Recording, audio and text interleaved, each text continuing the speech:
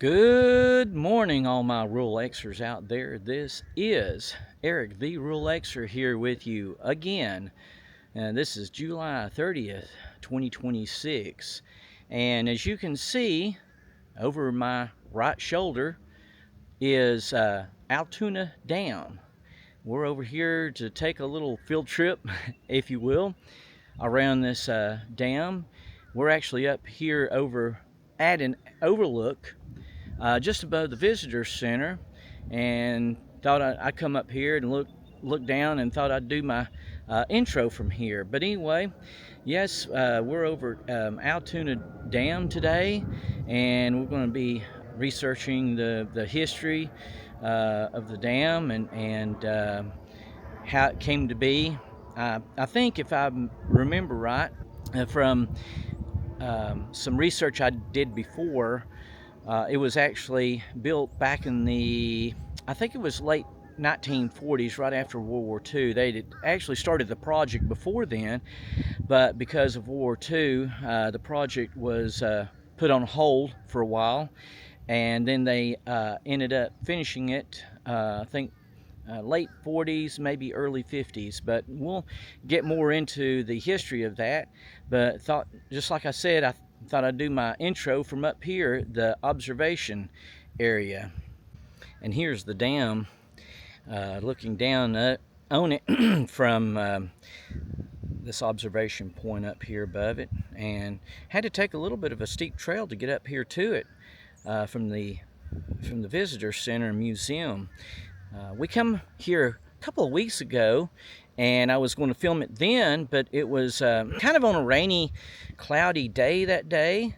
Like I said, it was a couple of weeks ago, and it was Juneteenth, which was a federal holiday for the something to do with the Civil War. I apologize if I don't remember. I think it had to do with some sort of proclamation. No, I'm horrible on the Civil War. I can't think of it. I looked it up one time, and but my memory is just horrible right now. Anyway, so the place was, the museum and visitor center was closed, so we decided not to film anything at that time and come back at a different time. So we're over here now looking at it. So anyway, there's of course the powerhouse, and they are, as you can see down there, draining some water from it. So I guess they're producing power and pulling the lake down a little bit, possibly. So anyway, yeah, I was very surprised at how big this lake is, and it honestly, it borders, I think, if I'm not badly mistaken, I know it borders Cherokee. In fact, it's mostly in Cherokee County, Cobb County, the northeastern corner of Cobb County, if I'm not badly mistaken, and Bartow County. I had to think there for a second. Sorry about that. I was had to take a phone call there for a second. But yeah, what I was talking about on this was, I was really surprised at how many counties, rather large counties, this lake borders. And as I was saying, it borders Cobb, Bartow, which is Cartersville, and Cherokee counties, and they all draw some water from this lake for drinking water purposes. So it's a very used lake around here, a very large lake. And of course, as you can see back over there, there's quite a few boats that's running around, people out fishing, people out just boating, probably skiing. It was one of my favorite things to do, was skiing years ago. Of course, my knees couldn't handle that now. So anyway, but let's get on down to the visitor center and museum and take a look at the history of this lake. One thing I almost forgot to mention and show on here is this Battle of Allatoona plaque that's right up here at the top of the dam. As you can see, the dam is right down here, right below us. And I actually stopped and read this, and it's very interesting. There was a major Civil War battle that was fought right around here. Battle of Altoona says after the fall of Atlanta, hoping Sherman would follow, Hood moved his Confederate army north, sending French's division to fill the railroad cut at Altoona and burn the railroad bridge over the Etowah River to hamper Sherman's movement. French found course with 2,000 men entrenched on the ridge guarding military stores, and with his 3,000 he attacked on October 5th, 1864. The fight was costly but indecisive. French lost 799, coursed 706 men. French, not risking an all-out attack, withdrew aid before aid reached course. So I thought that was pretty interesting. Get a closer shot so you can read it for yourself if you want to. Now, here we are at the Allatoona Lake. It actually says Operations Project Management Office, U.S. Corps of Engineers, but this is the visitor center, supposedly, and museum. So here we go. Here we are just inside the door of the visitor center and museum. And you can see that how massive this lake is. Of course, right up here is the where the Etowah River comes down and starts feeding into the lake itself, and then it just keeps going down through here. And this is all a part of Etowah Lake. And it just keeps going and going. And it finally comes down here. And I'm trying to see where I think it's right down here where the dam is at, right there. If I'm not badly mistaken, that may be the dam right there. And that's where we're at. Yep. Got an American bald eagle hanging from the ceiling up here, and some other owl there.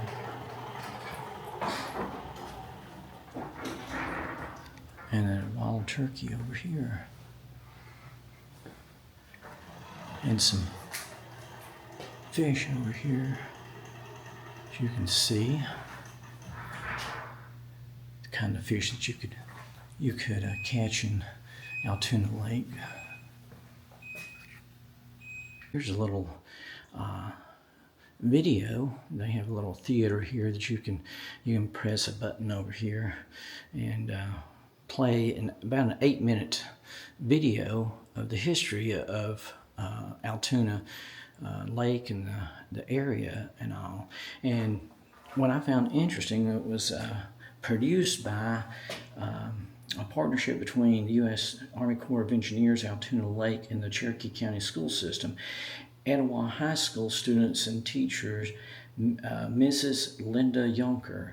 And I actually knew her because I worked in the Etowah quite a bit, in the Etowah High School in maintenance, and knew the lady. I didn't know that she had produced this, but I think this is actually posted also online, if I'm not badly mistaken, and we can probably pull it up. And if I can find this video, I will post a link to it in the description below so you can watch the video yourself. And this is entering the museum here, and of course it starts back in the days of the Cherokee Indians and the history when no one actually owned the land. So we've got some history here. I'll get a shot of that. So if you want to read it, you can read it for yourself. Now this is really interesting. It's called the Cherokee Phoenix. Here's a page from the Cherokee Phoenix right here, or at least a reproduction of one. And they were one of the first tribes in the United States.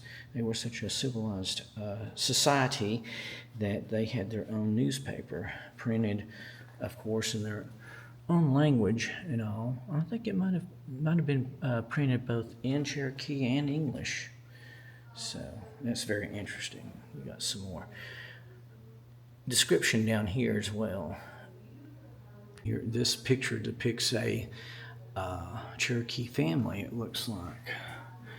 And bottom thing down here says, after contact with early settlers and missionaries, the Cherokee embraced white education and religion, published their own newspaper, and dressed like settlers. And this is courtesy of Georgia Department of Archives and History. So you can see that they dress like the English people, the settlers.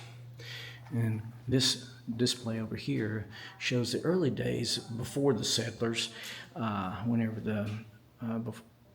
they come into the area, the Cherokee, and they hunted, as you can see, with bow and arrow, and made tools of their own, and they were very artistic.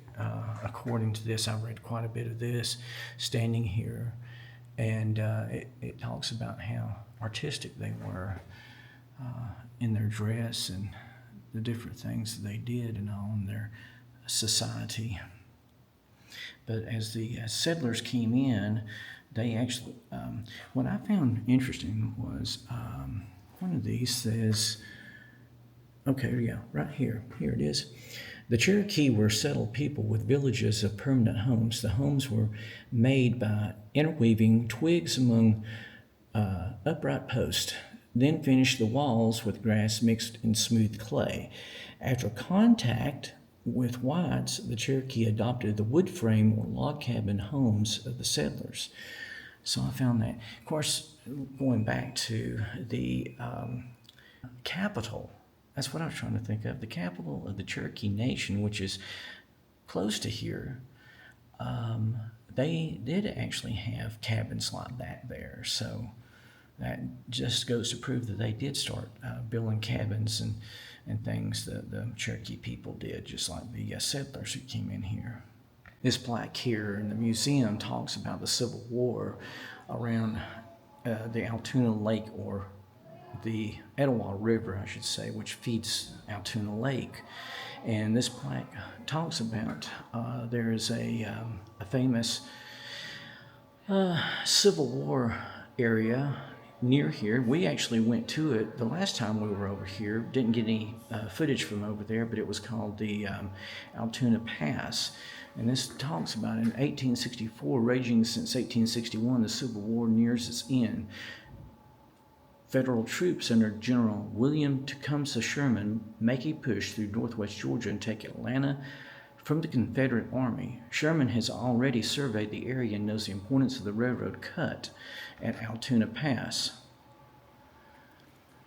It soon falls into Union hands. Sherman prepares to smash the remaining Southern strength in a march from Atlanta to Savannah. Of course, as anybody knows the history about the Civil War, that was a famous march, the German march from Atlanta to Savannah, and how he laid destruction and burned everything in his path. pretty destructive. But anyway, his major railroad supply line from Tennessee runs through the high, steep-sided Allatoona Pass. It must be kept open. Sherman orders the U.S. Army Corps of Engineers to build up defenses at the vital pass. And this picture down here shows, I think the Allatoona Confederate defenders destroyed this railroad bridge across the Etowah River when Sherman's superior forces swept down from the north. The bridge was rebuilt by federal troops in only 6 days. The gap in the hills in Allatoona Pass.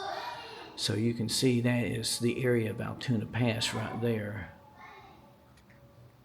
This plaque here goes into a little more detail of the Battle of Allatoona Pass. It says, October 5th, 1864, Southern troops under General Samuel G. French moved to take back Allatoona Pass. After spending the night at the foot of the steep hill, the Confederates launched a morning attack in Union hilltop positions. Even though Federal reinforcements had arrived in the night, the Southern men pushed the Union soldiers back into their hilltop fort. French orders 4 fierce but costly attacks that come within 100 yards of the fort, but finally the Confederate troops are forced to retreat because of their distance from supplies. 142 of the 2,000 Union troops from Illinois, Iowa, Minnesota, and Wisconsin are killed. 352 are wounded and 212 are captured or missing. Out of approximately 2,000 Confederate troops from Mississippi, Missouri, and Texas, 122 died. 443 are wounded and 234 are missing. The Battle of Altoona Pass was over.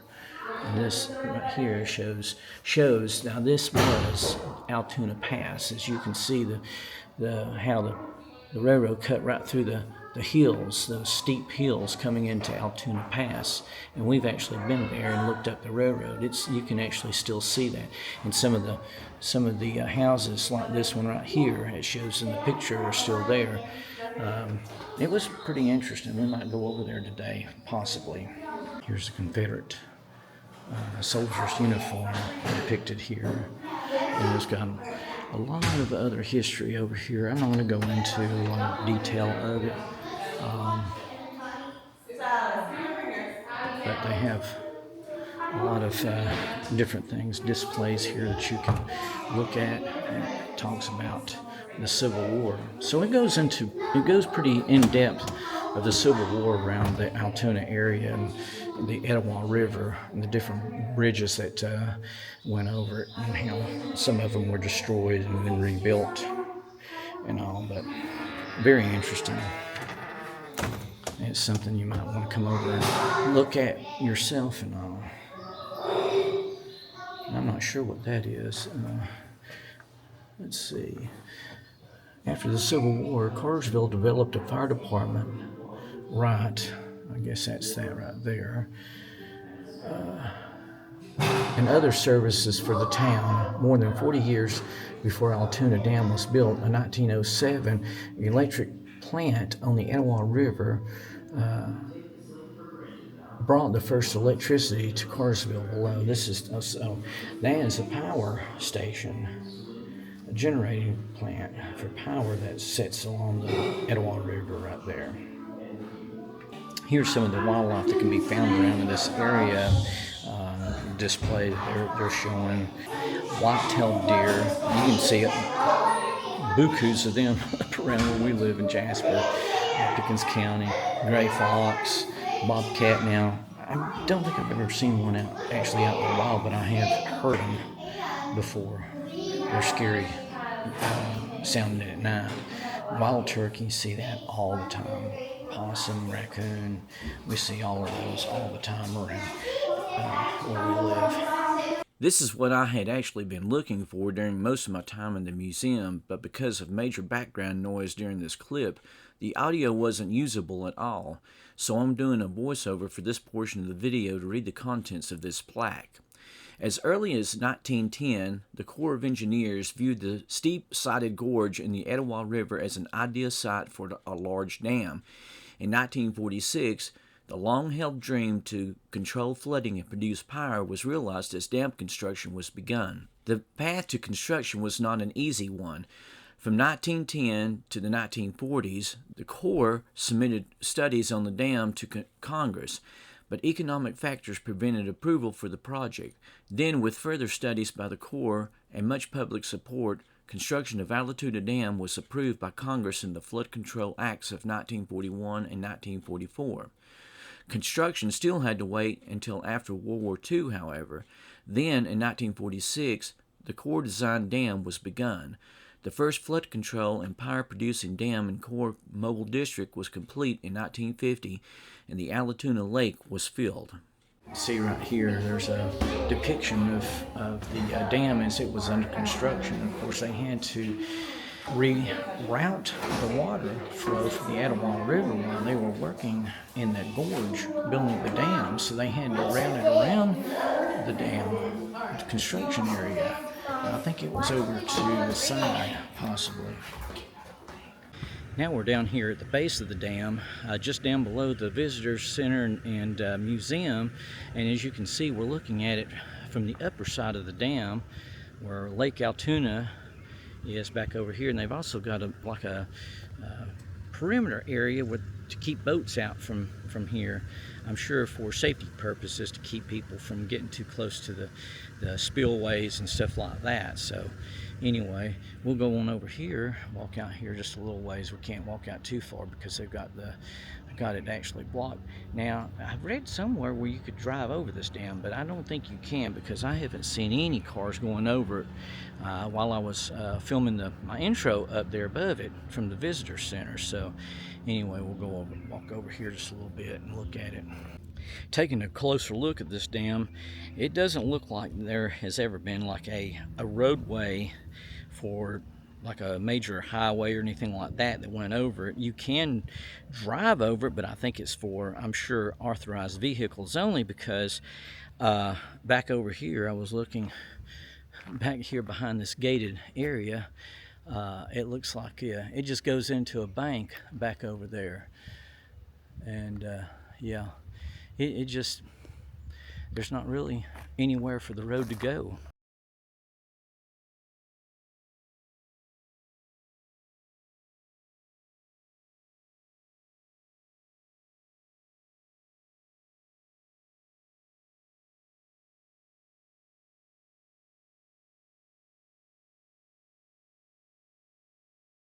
Now you did see a roadbed going over top of it, but again, I think that's more for authorized vehicles that goes out and maintains it and inspections and stuff like that. But anyway, I think it's still very interesting looking at it over here. And here's Lake Allatoona, looking back at it from down here, sort of at the base of the dam. It's not really the base, but right at the lake, almost lake level. Ooh, this is interesting. Looks like they've got, if you can see it, let me get over here a little bit closer to it, get away from the fence here. You can see that they've got depth gauges showing the depth of the lake. I'm sure that's interesting for the public, but it's probably also for the purpose of civil engineers and all. Got some birds flying around out here. Beautiful area, beautiful area. It looks like you got a big old marina right across the way over there too.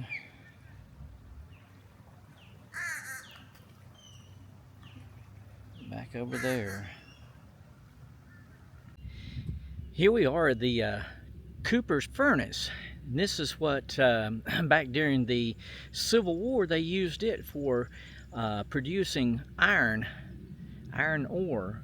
Of course, it was back in the very early days of ore mining and producing and all.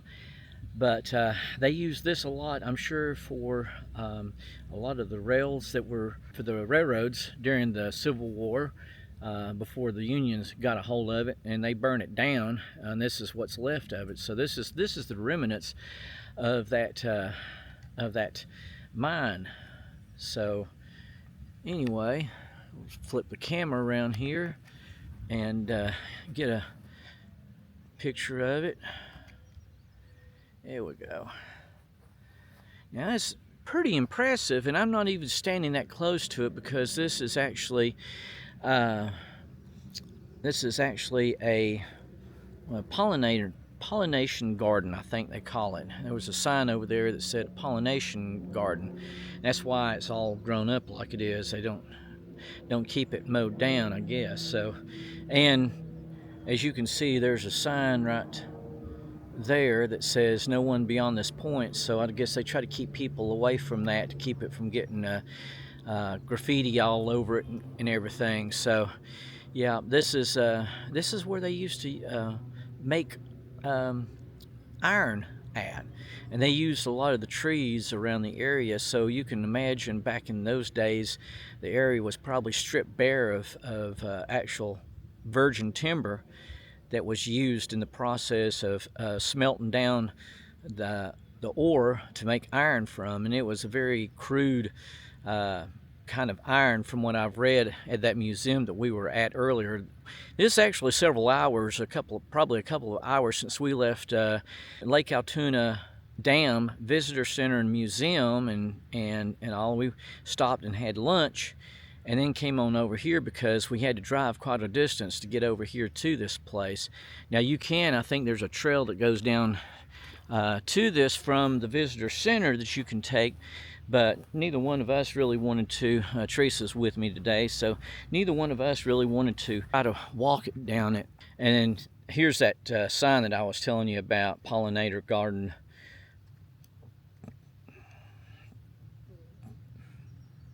So, but yeah, you can see it's very impressive. The Cooper furnace. And from what I understand, they used to take timber and lean it up against that thing and build it up and light it on fire, and then they would make charcoal out of it and get all the brick really hot and all. Here's some more information over here. I just now saw it. Oh, here we go. Here's an actual trail that goes down to it. Yeah, okay.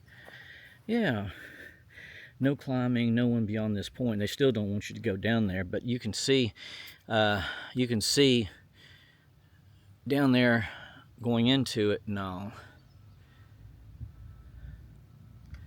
But it says right here, where you are standing, once a thriving center of industry, the ironworks here could produce 9 tons of pig iron a day. This iron was worked to make rails, cookware, nails, and other products. Destroyed during the Civil War, most of the town of Etowah now lies beneath the waters of Allatoona Lake. Former U.S. Congressman Mark Anthony Cooper partnered with pioneer ironmaker Moose Strope to found the town of Etowah. A lawyer and a farmer, Cooper also owned a nail factory, a rolling mill, and a flour mill. In 1859, the town of Etowah boasted houses, a bank, a post office, and an ironworks. Today, all that remains is the partial structure you see before you.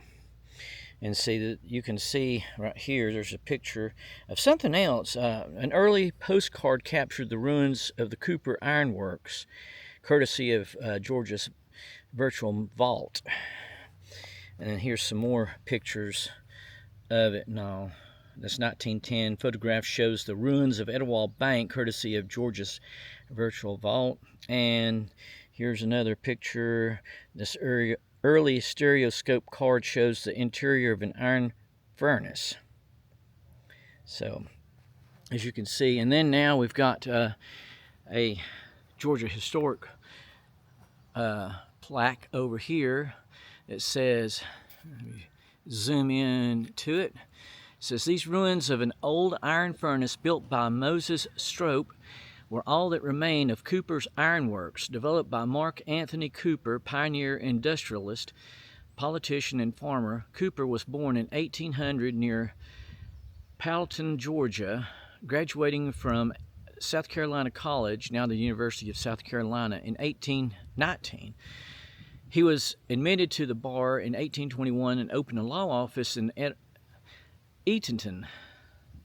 A member of the Georgia legislature in 1832, he later served in the 26th Congress, filled a vacancy in the 27th, and was re-elected to the 28th, resigning to run for governor in 1843. Cooper was defeated by George W. Crawford and retired from politics. Cooper bought an interest in the furnace, then owned by Strope, and in 1847 he and Leroy M. Wiley bought Strope out.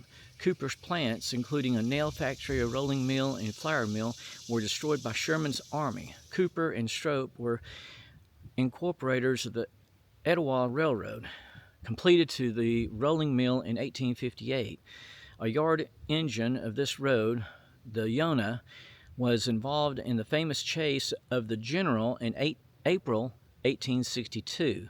Cooper, the first president of the Georgia Agricultural Society, a trustee of Mercer University and the University of Georgia and the Cherokee Baptist College, died in 1885 in his home, Glen Holly. So there's just some more history of this ironworks here, Cooper Ironworks. And here's one more placard. It says, the history of the furnace area. The Cooper's Furnace is the only visible remains of the once thriving town of Etowah, Georgia, which stretched for a mile upriver from the ironworks and was a center for milling and manufacturing. The town was founded in the late 1830s by Jacob Strope, whose son Moses erected Cooper's Furnace and many other manufacturing facilities in the area. In 1847, Georgia Congressman Mark Anthony Cooper, with financial help from Andrew M. Wiley, purchased the furnace and related businesses from Moses Strope. He also located here were spike and nail mills, a flour mill, a rolling mill, a foundry, a hotel, and homes of people who worked in the area. A spur track connected the town to the Western Atlantic Railroad, and the switch engine Yonah was used to haul freight from Etowah to the station at Etowah Crossing. The Yonah played an important role in the great locomotive chase during the Civil War. And anybody who knows that, the General, I think it was called, is actually still around down in a museum in Kennesaw, right close to downtown Kennesaw. It used to be, if I'm not badly mistaken, it used to be at a museum, I think it was in Grant Park down in the middle of Atlanta near Zoo Atlanta. Because I remember seeing it there years ago, but I think they ended up moving it up to Kennesaw to a museum up there. So if anybody wants to go and see that, that was the other engine that was involved in the great locomotive chase during the Civil War. Products from Etowah were pig iron, nails, spikes, rails, pots, tools, cannons, and other related items. The fine flour mill here was once used by the Queen of England, who sent a letter to Mr. Cooper praising it. The first railroad rails manufactured in the South were produced here. During the Civil War, the Confederacy operated Etowah's iron industry until General Sherman's troops destroyed the town in 1864. Some industries were rebuilt after the war, but they eventually folded due to competition from modern northern mills. Iron making at Cooper's Furnace. And here's where I'm hoping I was right on this.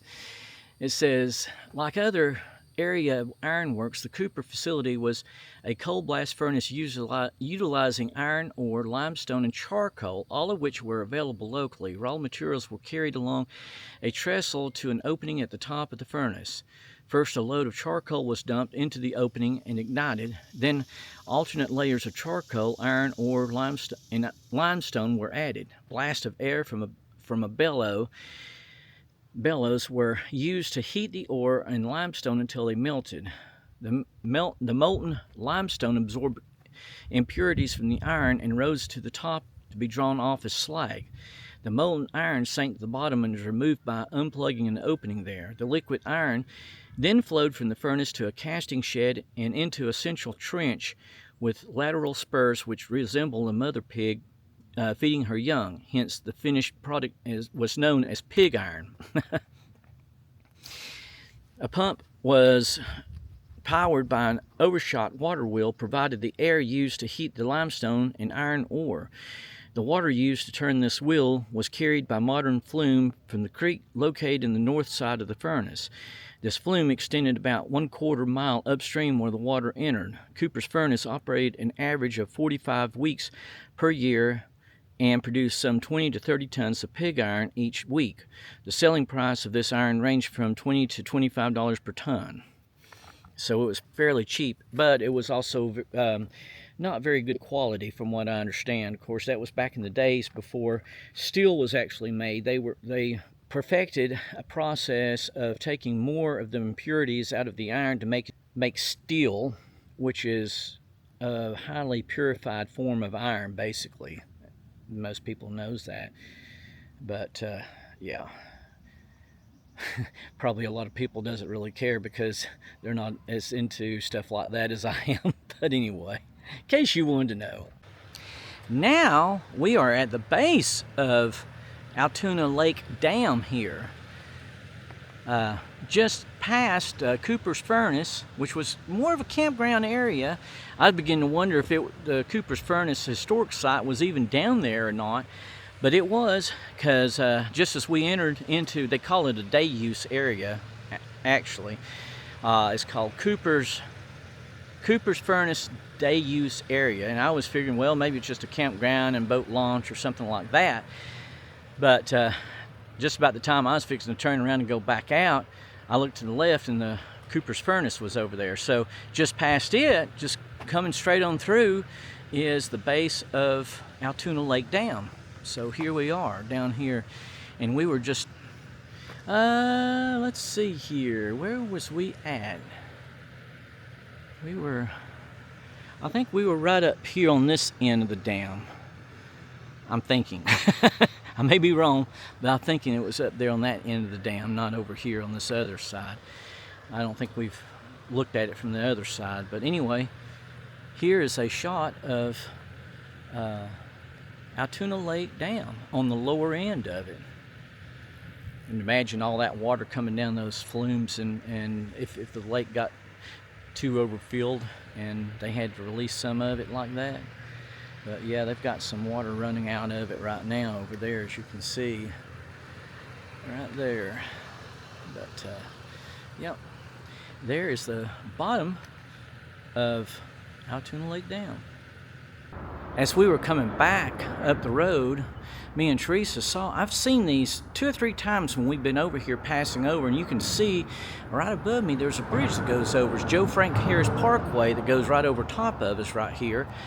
And looking upstream, as you can see, the river is flowing this way. This is the Etowah River, and there's 2 old pillars that sits out there in the river. And I'm thinking anyway, that those are some old train trestle pillars that supports for the old train that went over the river years ago, probably back during the Civil War. I'm going to pull out my phone and get a closer shot of that from here so you can see it. There we go. Now we got a better shot of it right here. And there's the two pillars over there, and you can tell that they were made out of stone years ago. And I'm thinking, I may be wrong, they may be more modern than I'm thinking, but I'm thinking that those probably were built back probably in the late 1800s, maybe before the Civil War. I'm not really sure. If anybody knows, please comment below and let us know, and let us all know. I'm curious, and I'm kind of interested if those are that old, or if they're more modern than that. We're now over here at Allatoona Pass, which is a known battlefield around here near Cartersville, Georgia. And they have plaques all along this. This used to be this area, and I'll turn the camera around here and show you back up a little bit here, and you can see the similarity between what I'm looking at right here and this picture right here. And right where we're standing, we're probably standing on one of the rails, or maybe in between the 2 rails that used to go up through here. And right up through there where this road ends, and there's that gate, it keeps going on up through the woods. That's where the 2 rail lines used to run back during the Civil War. But getting back to this plaque here, it says, in 1866, George N. Bernard photographed Allatoona looking north from approximately the same location as this marker. The Western Atlantic Railroad from Atlanta to Chattanooga penetrated the Allatoona mountain range at this point through a 175 deep cut. As you can see in this picture, that was a very deep cut. You can't hardly, you don't really notice it now because of all the trees and the foliage. Can't say it, foliage right there. But anyway, getting back to this, it says Allatoona, a small community along the railroad, was intersected by several important wagon roads. The plantation residence photographed on the far left is the John Clayton, now Mooney house, which is that house right there. I think I can point it out. It's right there at the very edge of the picture, somewhere right around in there. It's kind of hard for me to see because it's kind of dark. But anyway, It's that house right there. Right there. But anyway, so getting back to this, it says across the tracks were the warehouse shed in which large quantities of federal supplies were stored at the time of the battle. Built to defend railroad below, the Star Fort is visible atop the hill on the left. The Tennessee Wagon Road winds northward up the hill to the right. The frame, once standing on top of the right hill, was used as headquarters. The frame house, I should say. The frame house, once standing on top of the hill, right hill, was used as headquarters for the 4th Minnesota Infantry Regiment, garrisoned at Allatoona. During construction of the defense, Union forces removed trees on both hills to provide a clear field of fire. Over time, heavy forest growth reclaimed most of the battlefield. And then it shows some of the images of the area right there. Images of war and life right there. I hope I got that in frame. I couldn't hardly tell. It was so bright out here, and the little display is a little bit dark and all to be able to see it. So I apologize if I didn't get it in frame during that time. And this historic plaque placed here by Georgia says Altoona was in pioneer days a travel hub because ridges from east and south met here where it was fairly easy to cross the Altoona mountain range by winding over a low ridge or pass. The Sandtown or Tennessee Road from the south and the old Alabama Road from the east joined here to cross the pass, then separated the Sandtown to cross the Etowah and aim for Tennessee, and the Alabama Road to run west on the south side of the Etowah. And this Georgia historic plaque talks about the Battle of Altoona, October 5th, 1864. After artillery firing and repeated assaults by French's troops, the Federals made a final stand in the Star Fort W of Rock Cut. Okay. Whatever that means. Failing to dislodge the defenders, French retreated to the New Hope Church in Paulding County. This battle inspired the gospel hymn, "Hold the Fort While I Am Coming." Here's a closer look at where the train tracks would have gone up through there and through that deep cut. You can't hardly tell it. You could probably tell it once you got on up in there, but I think what they've got now is a park. They've got a loop, a trail that you can follow and walk around, and it goes in there and then comes back out over to the right, back over here. Now I actually have been over that way, and there is a memorial to the different brigades that fought in this battle out at Altoona Pass. We'll go over there for real quick and take a look at that too. Now we're down here right in the center of this memorial that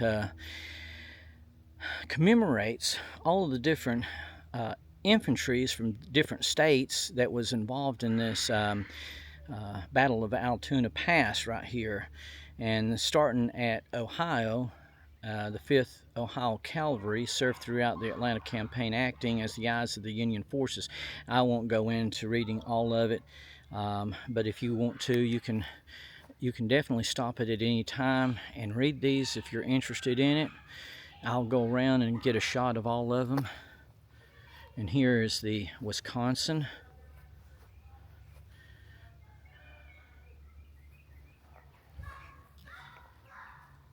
Minnesota, or Minnesota, as they would say.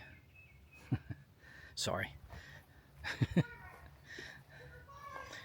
Iowa,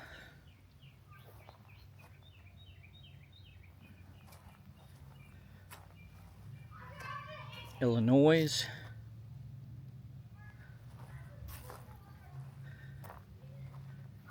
Texas,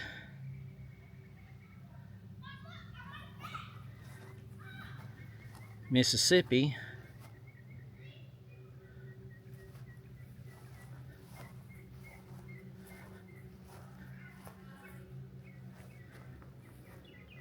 and Mississippi. Oh, the other one was The last one was Missouri. I may have said Mississippi, and I apologize for that. That was actually Missouri was the last one. This is Mississippi here. Again, if I've got that wrong, I apologize. Please forgive me. North Carolina.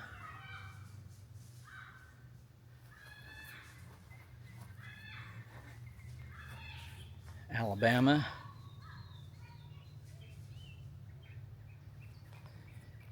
And Louisiana. All in all, there were 11 infantry divisions from different states that was involved in this battle here at Allatoona Pass. But anyway, there is a trail that goes around the loop. I don't know exactly how long the trail is, but right now I've got Teresa with me, and she's sitting in the car patiently waiting for me in the air conditioning, which is where I would rather be right now because it is humid out here. The sun and all, it is hot. It's up in the high 80s, and the humidity, it probably makes it feel a lot close to 100. But anyway, I want to end the video right here. If you made it this far, I hope you enjoyed the video. I thank you from the bottom of my heart for watching this video this far. And if you did enjoy it, please give it a big thumbs up if you would. And for more similar content, please consider subscribing to my channel. And with that said, we're going to get on out of here and get on back over towards up the road to Jasper. We got to pick up some food for Jalen. She's at home by herself and all, so we got to pick up some food for her. But anyway, like I said, with that being said, we're going to get on out of here. God bless you. Thank you so much for watching, and we will see you in our next video.